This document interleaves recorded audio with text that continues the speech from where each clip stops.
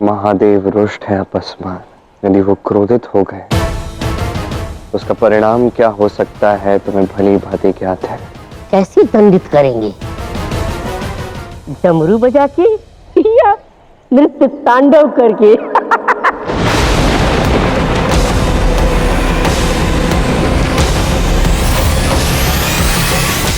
अपस्मार! शांत हो जाइए महादेव। आप ही ने कहा था कि ऐसी स्थिति में क्रोध अनुचित है। हमें शांति से ऐसी समस्या का निवारण करना होगा।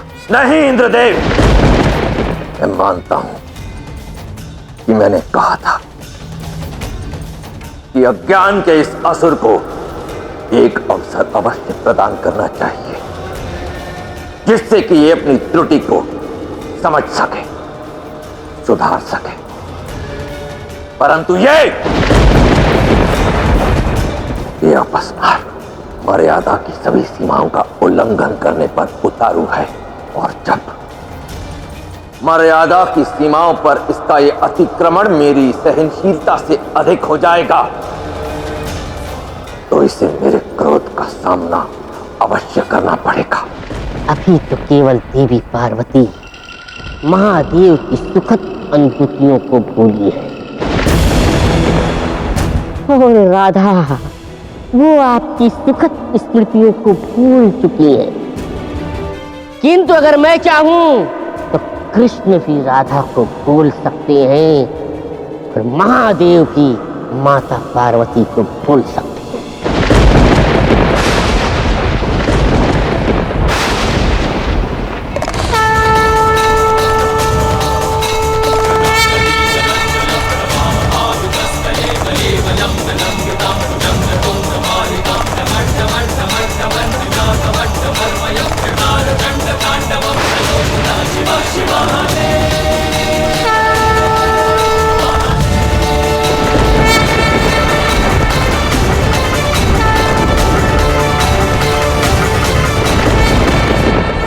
तुझे अपनी शक्तियों का अत्यधिक अहंकार है ना?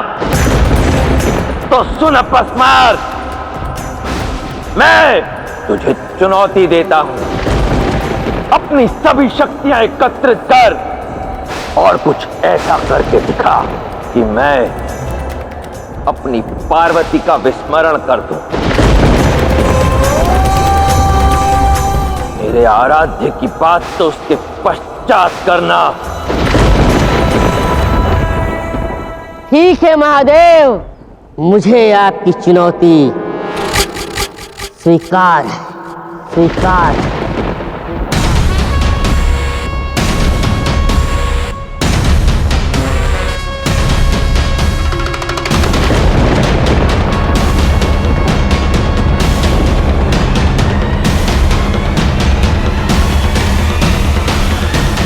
नहीं, ये उचित नहीं हुआ है दाऊ। महादेव के क्रोध का परिणाम अपस्मार के साथ साथ समस्त संसार को भोगना होगा।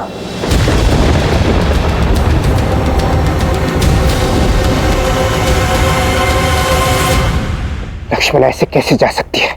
एक तो उसने मुझे बताया नहीं कि वो मुझसे रुष्ट क्यों है, और ऊपर से पिताश्री ने मुझे यहाँ उसे मनाने के लिए भेज दिया, जबकि मैंने तो कुछ किया भी नहीं है।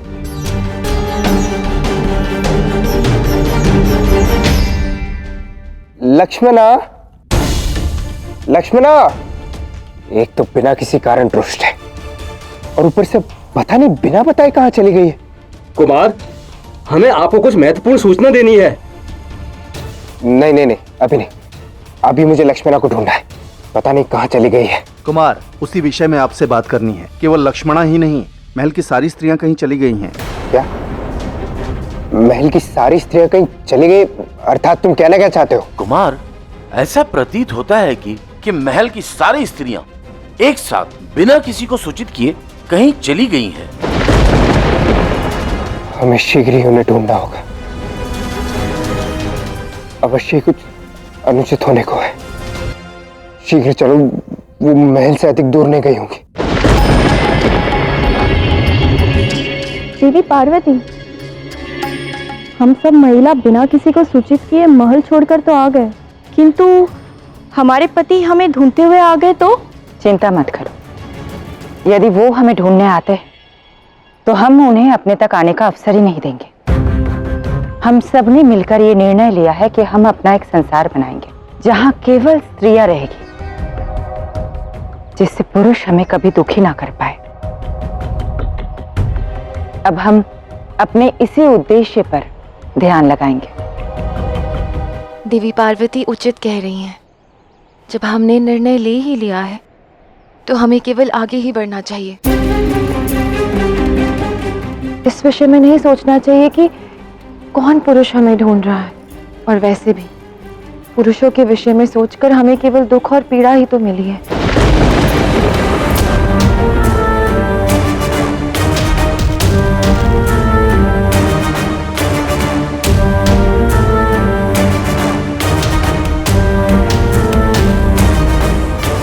ये सारी स्त्रियां कहाँ जा रही हैं?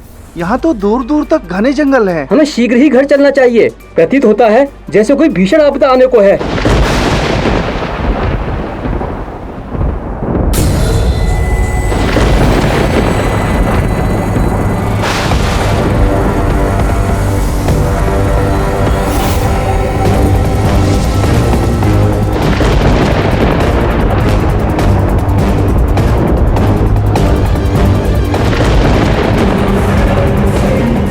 अज्ञानता के इस अंधकार का अंत अब केवल महादेव ही कर सकते हैं। अपस्मार, तेरे अज्ञानता के अंधकार का अंत करेगा मेरा ये डमरू।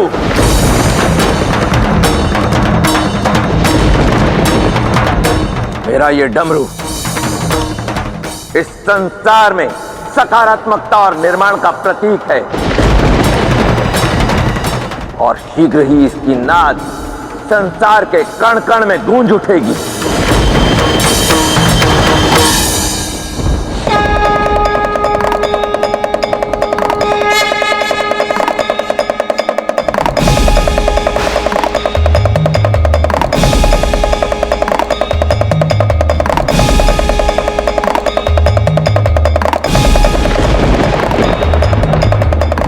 बहुत अहंकार है ना तुम्हें, अपने अज्ञान की शक्ति का इतना अधिक अहंकार कि तुमने ये कह दिया कि मैं अपनी अर्धांगिनी को भूल जाऊंगा, अपनी पार्वती को, अपनी शक्ति की स्मृतियों को खो बैठूंगा। तो ठीक है अपस्मार, शीघ्र ही तुम्हें यह ज्ञात हो जाएगा कि मेरा प्रेम अधिक शक्तिशाली है या तुम्हारा अज्ञान।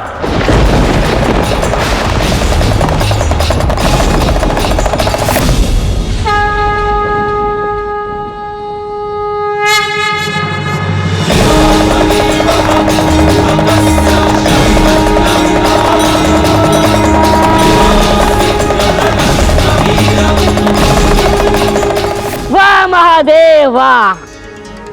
तो अब आपका ये डमरू मुझे परास्त करेगा। मुझे तो लगा था देवों के देव महादेव त्रिकालदर्शी यानी आपकी शक्तियां मुझे परास्त करेंगी। अज्ञानता का दानव यानी अपस्मार नाम है मेरा। तुम स्वयं को अज्ञानता का अंधकार फैलाने वाला असुर कहते हो अपस्मार, परंतु तुम्हें स्वयं नहीं पता कि तुम्हारा संपूर्ण अस्तित्व उसी अज्ञानता से परिपूर्ण है। तभी तो तुम ये नहीं जानते कि तुम्हारा दमन करने के लिए मेरा ये डमरू,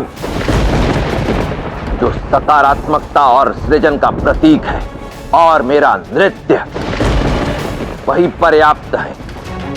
मुझे अन्य किसी शक्ति की आवश्यकता ही नहीं है। वाह महादेव वाह! आपने तो दिव्य नृत्य माता पार्वती, राधा और संपूर्ण संसार की स्त्रियों को प्रसन्न करने के लिए किया था। किंतु क्या हुआ? मैंने अपनी शक्ति से संपूर्ण संसार की स्त्रियों के मन में नकारात्मकता का वास भर दिया। अब आप क्या करेंगे महादेव? मूर्ख! तूने स्वयं महाकाल को ललकारा है, जिस समय तूने अपनी अज्ञानता का अंधकार फैलाने वाली माया की रचना की थी, उस समय मैं आनंद तांडव कर रहा था, परंतु अब तेरा साक्षात्कार होगा रुद्र तांडव से, जो केवल विध्वंस करना जानता है।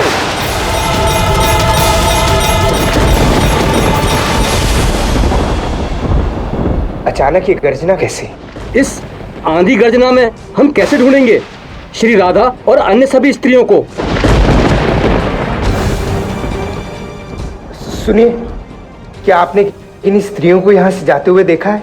हाँ, हमने कुछ दिव्य स्त्रियों को उत्तर दिशा की ओर जाते हुए देखा था।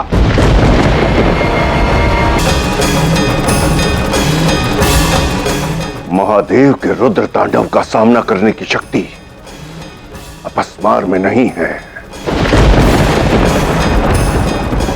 मुझे उसकी सहायता करनी ही होगी।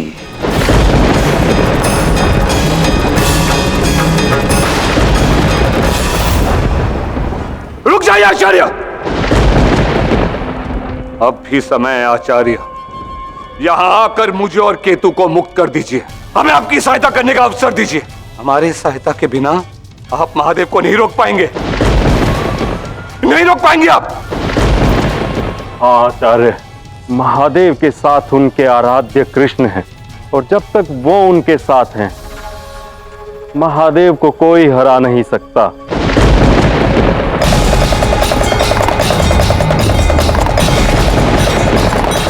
मैं सदैव आपके साथ हूं आराध्य, और जब तक आप अपस्मार का दमन नहीं करते, मैं यहीं रहूंगा। हमें किसी भी दशा में कृष्ण को महादेव से दूर करना होगा, तब जाकर अपस्मार महादेव को पराजित कर पाएगा और यह नृत्य रुक पाएगा, जिसके लिए आपको हमारी शक्तियों की आवश्यकता पड़ेगी आचार्य। कृष्ण मेरा सबसे बड़ा शत्रु है, मुझे तुम दोनों की आवश्यकता थी कृष्ण के जीवन में दुखों का सागर लाने के लिए, किंतु अब वो कार्य स्वतः ही हो गया है। महादेव का नृत्य भंग होने से अब मैं उस कृष्ण को स्वयं ही मार दूंगा। मुझे पूर्ण विश्वास है कि अपस्मार ही जीतेगा ये चुनौती को, किंतु अभी उसे मेरी सहायता की आवश्यकता है, और मैं भली भांति जानता हूं कि मुझे क्या करना है। किंतु मैं तुम दोनों को आश्वासन देता हूं कि यदि मुझे तुम्हारी सहायता की आवश्यकता होती है, तो मैं तुम दोनों को अवश्य बुलाऊंगा।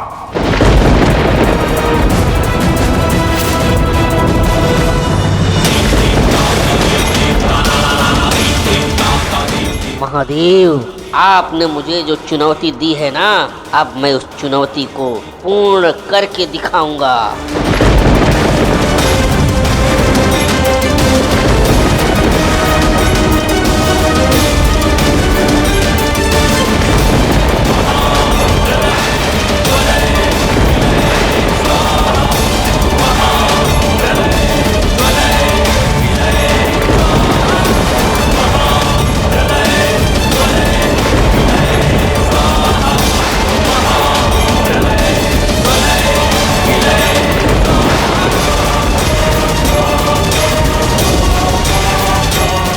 महादेव का रुद्र तांडव अपस्मार पर हावी हो रहा था।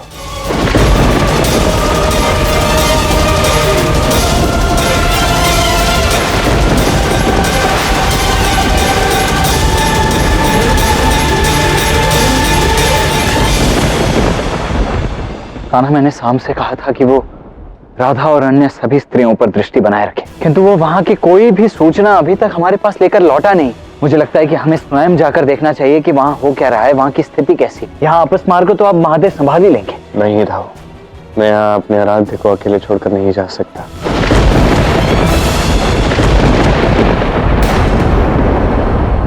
ये आंधी तो बढ़ती जा रही है, हमें कहीं आश्रय ले लेना चाहिए। हम नहीं रुक सकते। किंतु देवी पार्वती क्यों? क्योंकि जो हमें ढूंढ रहे हैं कदाचित वो हम तक नहीं पहुंचने चाहिए।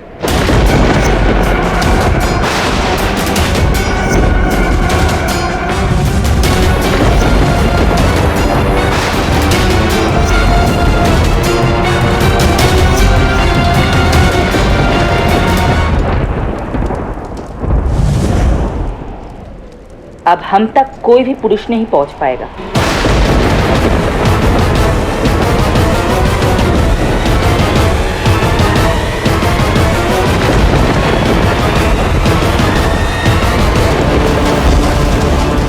महादेव के समक्ष विरोध में मात्र अपस्मार खड़ा नहीं है। अर्थात अपस्मार के इस युद्ध में शुक्राचार्य समस्त नकारात्मक शक्तियों को सज्ज कर रहे हैं, जिससे वो अपस्मार की सहायता कर सके।